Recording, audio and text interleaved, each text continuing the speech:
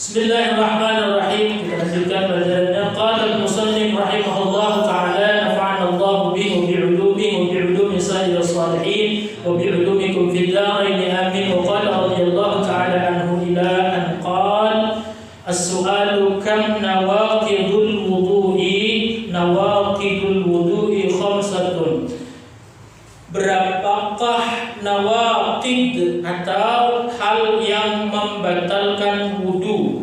Nawaqidul wudu'i yang membatalkan wudu khamsatun, ada 5. Nah, sekarang judulnya adalah hal-hal yang membatalkan wudu. Kita sudah membahas tentang sunnah wudu itu seperti apa, cara wudu sudah, bahkan praktek-praktek. Tinggal ngamalin apa insyaallah, ngamalin insyaallah ya. Insyaallah. Nah, sekarang yang membuat wudu itu menjadi batal atau kembali orang yang tadinya suci dari hadas kecil kembali lagi menjadi berhadas, ada 5. Yang pertama, al-awwalu, yang pertama al-khariju min ahadis sabilaini, yaitu keluarnya sesuatu min daripada ahadits sabilaini, salah satu dari 2 jalan. Sabilain itu 2 jalan. Apa itu 2 jalan? Yaitu kemaluan depan dan belakang. Bahasa fikihnya kemaluan depan itu namanya kubul. Namanya kubul. Kalau kemaluan belakang dubur. Ya, jadi nanti kalau misalnya ada kubul dan dubur, berarti itu kemaluan depan dan kemaluan belakang. Nah, keluar sesuatu dari kemaluan depan ataupun belakang, kubul dan dubur membatalkan wudu, sengaja ataupun enggak. Kentut, enggak sengaja, kelepasan, tapi baunya minta ampun. Enggak sengaja aja begitu, apalagi sengaja. Wudunya apalagi sengaja, saya isinya tambah lagi. Jadi sengaja nggak sengaja wudunya batal. Keluar sesuatu dari 2 jalan. Kemudian ya, yang kedua yang membatalkan wudu adalah an-naumu ghairu mumakkinin maq'adahu minal ardh. Tidur yang tidak tetap kedudukannya di bumi atau di lantai. Ya. Tidur tapi kedudukannya itu tidak tetap, pantatnya nih, maaf ya, nempel ke lantai. Artinya kalau tidur dalam posisi duduk, selama pantat ini tidak keangkat dari lantai, kalaupun ngorok tidak membatalkan wudu. Misalnya tali duduknya tegak, nunduk banget kan?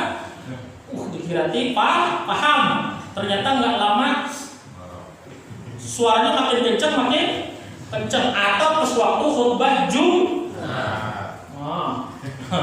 serempak kencang ya, khutbah Jumat, khatibnya lama ya kan, khatibnya baca nunggu aja, khatibnya baca begini kan, itu semua jamaahnya ikut tunduk. Ternyata ngorok, tapi pantatnya ini nggak keangkat selama tidurnya masih begini aja nah. Kayak apapun ngoroknya, begitu qomat Allahu Akbar, gitu orang berdiri, dia sudah qomat, berdiri enggak wudu, karena wudunya tidak. Tapi yang khawatir itu yang tidur yang pakai itu, yang kemudian tidurnya apa namanya, yang ada iramanya gitu, yang bisa sampai ini bisa jadi posisinya pantatnya keangkat. Bila pantat ini keangkat maka batal. Ya. Kenapa? Karena dikhawatirkan bisa jadi kemungkinan keluar sesuatu dari kemaluan belakang. Maka kemudian wudunya menjadi batal. Yang membatalkan wudu ada 4 sama. Cuma yang 4 ini antara hilang akal dan tidur digabung. Kalau yang kita 5 ini sesuai kitab ini, yang tidur dipisah dengan yang hilang akal. Padahal orang tidur itu sama-sama nggak ada akal. Orang tidur ada nggak yang berakal coba? Orang dikasih wudu adalah al-masul mar'atil ajnabiyah. Nah, yang lumayan agak banyak. Bersentuhan dengan perempuan ajnabi, atau ajnabi itu bukan mahram. Jadi perempuan itu ke kita laki-laki, atau kita laki-laki ke perempuan, ada namanya mahram, ada namanya ajnabi. Kalau mahram ya mahram, kalau selain bukan mahram namanya ajnabi, itu istilah fikih saja. Nah, bersentuhan dengan perempuan yang bukan mahram, satu syaratnya baru membatalkan wudu. Kalau yang bersentuhan jelas harus laki-laki dan perempuan. Kalau laki-laki sama laki-laki batal nggak? Kayak apapun nggak? Misalnya pusat laki-lakinya agak melambai, batal nggak? Tetap nggak? Karena memang fikih ini jelas bahwa yang batal itu laki-laki dan atau sebaliknya perempuan dan laki-laki. Ya. Dalam madhab Imam Malik, laki-laki dan perempuan tidak batal bersentuhan wudu kecuali sampai ada muncul syahwat. Jadi kalau madhab Syafi'i, laki-laki wudu lalu kemudian memegang bersentuhan dengan perempuan. Bersentuhan ini maksudnya sengaja ataupun tidak sengaja, sengaja menyentuh atau tersentuh, kesenggol misalnya. Laki perempuan tetap dalam madhab Syafi'i batal. Kalau dalam madhab Maliki, laki perempuan ketika wudu bersentuhan nggak batal kecuali kemudian sampai muncul syahwat.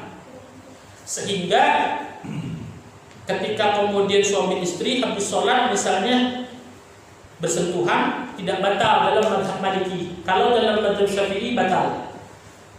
Yang hebat lagi dalam mazhab Imam Abu Hanifah kecuali sampai jima. Kalaupun syahwat nggak batal kecuali sampai jima baru batal. Jadi jangan heran akhirnya ketika prakteknya di zaman-zaman kita sekarang ini ada orang yang dia habis wudu misalnya dia bersentuhan dengan istrinya, bahkan apa tuh namanya cupiki apa tuh? Hah? Apa bu? Cupika. Nah, itu Rasulullah pernah terjadi. Rasulullah ketika habis wudu cupika, susah berciuman lah ya, susah banget. Pipi, ketemu pipi. Habis itu Nabi sholat dan gak wudu lagi. Ini dalil Imam Malik bahwa kemudian bersentuhan dengan istri tidak membatalkan wudu. Tapi kata Imam Syafi'i batal. Kenapa? Karena istri bukan mahram. Itu sama-sama punya dalil, sama-sama benar. Jadi kalau ada orang melihat habis wudu lalu dia cium pipi dengan istrinya, dia kemudian nggak wudu lagi, yang penting dia paham dia ikut siapa. Kita ketika wudu lalu bersentuhan dengan istri dan kita batal, itu juga benar. Yang penting kita ngerti bahwa kita ikut madhabnya Syafi'i. Jangan sampai kemudian kita ngamalin sesuatu dalam fikih kita nggak tahu yang kita ikut siapa. Ini yang nggak boleh. Hadis dari Nabi ngambil di Kiai Haji Google, maka boleh. Harus kemudian tetap dalam satu madhab seperti itu. Nah, laki dan perempuan. Yang kedua, laki dan perempuan ini harus ketemu. Kulit ketemu kulit. Satu, bersentuhan laki dan perempuan syaratnya yang bersentuhan harus laki dan dua, yang tersentuh ini atau bersentuhan ini kulit ketemu kulit. Sehingga rambut kulit atau bukan? Rambut kulit atau bukan? Kalau tangan megang rambut, kulit ketemu kulit bukan? Berarti kalau bapak wudu ngebelai rambut istri, wudunya nggak batal, tapi kurang kerjaan. Masa habis wudu gini? Tapi bisa aja sih, bisa. Kalau pengantin baru, kalau udah wudu agak ada cerita belai-belai lagi, ya. Jadi yang batal itu kulit ketemu kulit, sehingga kalau rambut doang megang, ya, nggak apa-apa. Yang kedua, kemudian kuku kulit bukan? Jadi kalau mau megang istri, kuku ketemu kuku. Pikirkan aja caranya sendiri kayak apa. Jangan saya kuku ketemu yang lebih hebat lagi yang ketiga, gigi. Jangan dibayangkan. Ya, gigi bukan kuku. Jadi ada suami istri habis wudu, gigi ketemu gigi, wudunya tetap sah. Karena yang membatalkan wudu bersentuhan, satu yang bersentuhan laki perempuan, yang kedua kulit ketemu. Selain kulit nggak batal, contohnya rambut, kuku, gigi. Cari lain daripada itu apa lagi selain kulit? Ayo coba, habis dari bahas para ulama kita ini aku bagian membahas lagi. Jadi selain kulit itu rambut, kuku, gigi, kuping, Ustaz. Kuping kulit kan?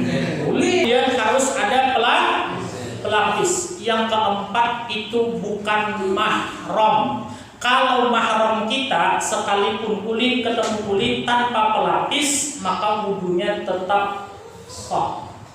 Siapa mahram? Perhatikan.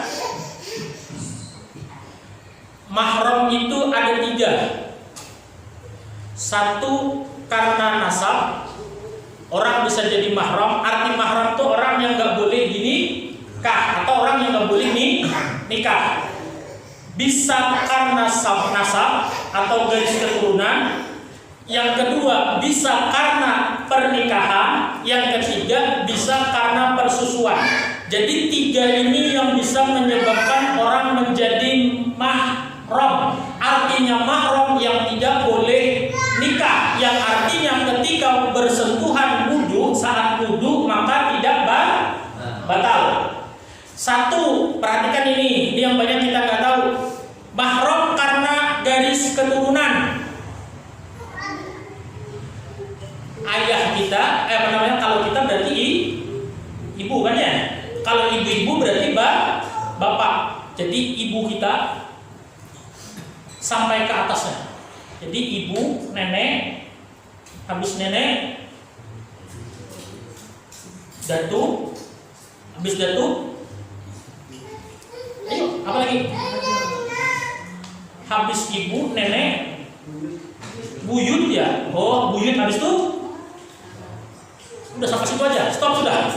Nah, misalnya nanti bapak-bapak ketemu istrinya Nabi Adam, Siti Hawa, lalu salaman saat wudu, maka wudunya tetap sah karena beliau adalah mahram. Jadi ibu kita, kalau ibu-ibu berarti bapak sampai ke atas. Kalau kita ibu sampai ke bahkan sampai ketemu ibu-ibu sampai ketemu Nabi Adam. Siapa tahu ya kan, ibu-ibu nyari ketemu sampai Nabi Adam.